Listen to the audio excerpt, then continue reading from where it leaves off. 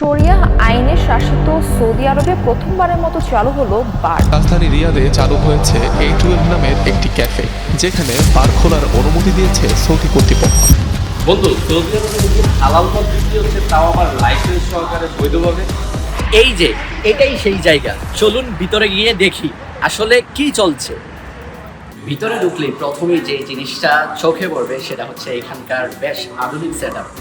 আর অনেকে এটাকে বার ভাবছে, আর এখান থেকে মূলত পুরো ভুল বুঝাবুঝির শুরু। রিসেন্টলি এমন একটা নিউজ ভাইরাল হয়েছে যে সৌদি আরবে নাকি মদ, বিয়ার সব কিছু পাওয়া যাচ্ছে, এবং এই বিষয়টা নিয়ে বাংলাদেশের যমুনা টিভি সহকারে আরও অন্যান্য অনেক মিডিয়া নিউজ প্রকাশ করেছে।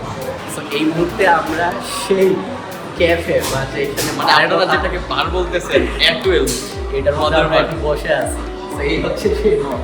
অ্যাকচুয়ালি এটার মধ্যে কোনো অ্যালকোহল নাই, 0% অ্যালকোহল। অ্যান্ড এটা হচ্ছে একটা 100% জার্মান পারফেকশনে তৈরি। এটা সেম লাইক আপনি এনার্জি ড্রিঙ্ক টাইপের করতে পারেন। এটাতে অ্যালকোহলও নাই, অ্যান্ড এটা কোনো রকম ড্রিঙ্কসও নাই। এটা সাধারণত একটা ক্যাফে।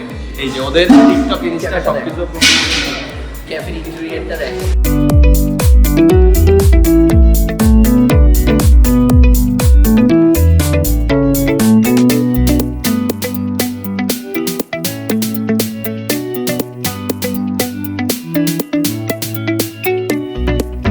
এটা হচ্ছে জাস্ট একটা ক্যাফে, কোনো রকম মদের বার না। এখানে ওরা উল্লেখ করছে এটা একটা ক্যাফে। এগুলো হচ্ছে same like energy drink without alcohol, energy drink just. এটা কোনো মদ না। অনেকেই ভুল ভাবেন যে সৌদি আরবে মদ উন্মুক্ত করে দিছে, লাইসেন্স প্রাপ্ত বার করে দিছে। আপনাদেরকে যেভাবে দেখানো হচ্ছে আপনারা ওইভাবে বুঝতেছেন। তবে কিছু কূটনৈতিক জোন বা নির্দিষ্ট বিদেশিদের জন্য যে আলাদা রুল আছে সেটা পুরো আলাদা বিষয়।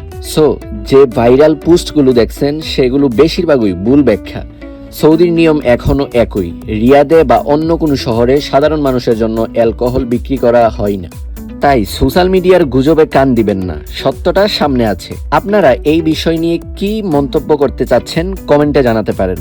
আর এমন রিয়েল ইনফরমেশন পেতে ফলো অ্যান্ড সাবস্ক্রাইব করুন mister Ashraful Sarkar Facebook page and YouTube channel.